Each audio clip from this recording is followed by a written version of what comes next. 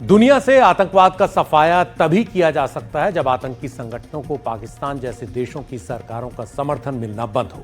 लश्कर-ए-तैयबा, जैश-ए-मोहम्मद और हिजबुल मुजाहिदीन जैसे आतंकी संगठनों को पाकिस्तान दशकों से हर तरह की मदद दे रहा है। इन आतंकी संगठनों की हरकतों के बाद जब उन पर अंतर्राष्ट्रीय पाबंदियां लगती हैं तो वो चेहरा बदलकर दूसरे नाम से सक्रिय हो जाते हैं।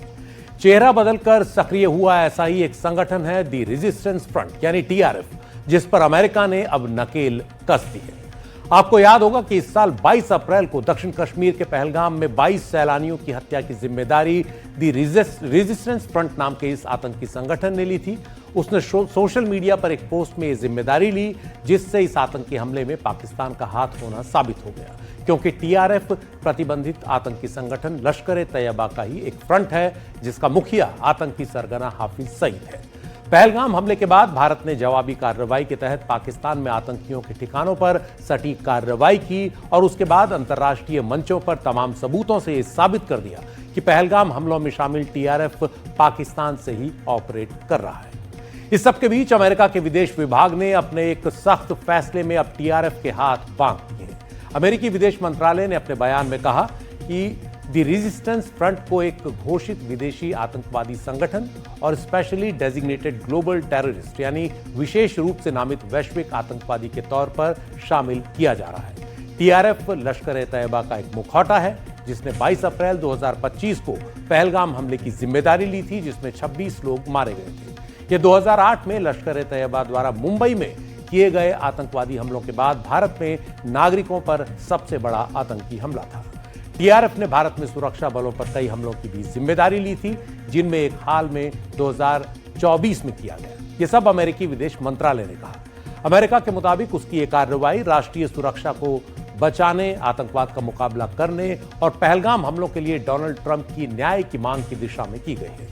इसके बाद अमेरिका में इस आतंकी संगठन के ऑपरेट करने की क्षमता और संसाधनों तक पहुंच पर रोक लग जाएगी, वित्तीय मदद के रास्ते बंद हो जाएंगे। भारत ने अमेरिका की कार्रवाई का स्वागत किया है। विदेश मंत्री एस जयशंकर ने सोशल मीडिया एक्स पर एक पोस्ट में लिखा, आतंकवाद के खिलाफ भारत अमेरिका के सहयोग की मजबूत पुष्टि। मैं अमेरिका के विदेश मंत्री और विदेश मंत्रालय द्वारा लश्कर-ए-तैयबा के मुखौटे संगठन टीआरएफ को विदेशी आतंकी संगठन और विशेष रूप से नामित वैश्विक आतंकवादी घोषित करने की सराहना करता हूं। टीआरएफ ने 22 अप्रैल के पहलगाम हमले की जिम्मेदारी ली थी। आतंकवाद के प्रति जीरो टॉलरेंस #ऑपरेशन सिंदूर। वैसे भारत में गृह मंत्रालय ने जनवरी 2023 में ही टीआरएफ को गैर कानूनी गतिविधि निरोधक कानून यानी यूएपीए के तहत आतंकवादी संगठन घोषित कर दिया था। साथ ही कहा था कि यह संगठन आतंकी गतिविधियों, आतंकियों की भर्तियों, उनकी घुसपैठ और पाकिस्तान से हथियारों और नारकोटिक्स की तस्करी में शामिल है। टीआरएफ सबसे पहले सुर्खियों में आया मई 2020 में, जब जम्मू कश्मीर के केरन सेक्टर में एक मुठभेड़ में सेना के 5 कमांडो शहीद हो गए। उस मुठभेड़ में टीआरएफ के भी 5 आतंकी मारे गए थे। इसी तरह की कुछ मुठभेड़ हंदवाड़ा और सोपोर में भी हुई, जिनमें सुरक्षा बलों के जवान शहीद हुए। इसके बाद से टीआरएफ सुरक्षा बलों की निगाह में आ गया। सवाल यह है कि यह आतंकी संगठन दी रेजिस्टेंस फ्रंट अस्तित्व में आया कैसे? इसकी भी एक पृष्ठभूमि है। अगस्त 2019 में भारत सरकार ने जम्मू कश्मीर को विशेष दर्जा देने वाला अनुच्छेद 370 हटा लिया और इससे ठीक पहले के महीनों तक जम्मू कश्मीर में सक्रिय आतंकी संगठन लश्कर-ए-तैयबा का घाटी से लगभग सफाया हो चुका था। नवंबर 2018 में लश्कर-ए-तैयबा का एक कमांडर नवीद जट्ट उर्फ अबू हंजुला श्रीनगर के बाहरी इलाके में सुरक्षा बलों के साथ मुठभेड़ में ढेर हो गया। नवीद जट्ट लश्कर का 5वां कमांडर था जो 45 दिनों के अंदर सुरक्षा बलों के हाथों मारा गया। जट से पहले लश्कर का श्रीनगर चीफ महराजुद्दीन बांगरू, उत्तर कश्मीर में उसका सरगना अबू मुआज, दक्षिण कश्मीर में उसका आतंकी आजाद अहमद मलिक और मुश्ताक अहमद मीर भी मारे गए थे। नवीद जट के मारे जाने के साथ कश्मीर घाटी में लश्कर की पूरी टॉप लीडरशिप का सफाया हो गया। अनुच्छेद 370 हटने के बाद जम्मू कश्मीर में सुरक्षा व्यवस्था और सख्त हो चुकी थी।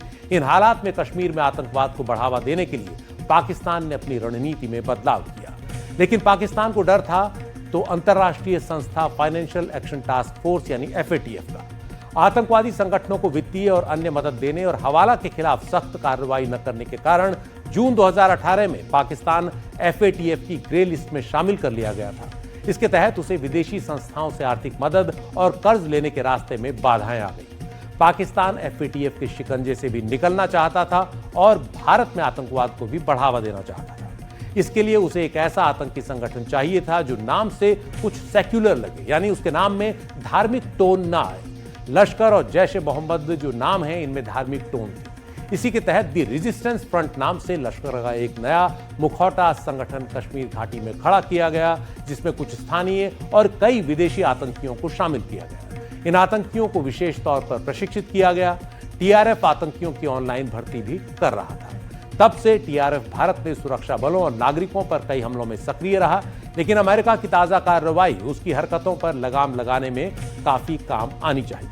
अमेरिका ने अब तक 79 संस्थाओं को विदेशी आतंकी संगठन घोषित किया है। इनमें अल-कायदा, हिजबुल्लाह, हमास, हूती वगैरह सब शामिल हैं और अब टीआरएफ भी इस लिस्ट में है।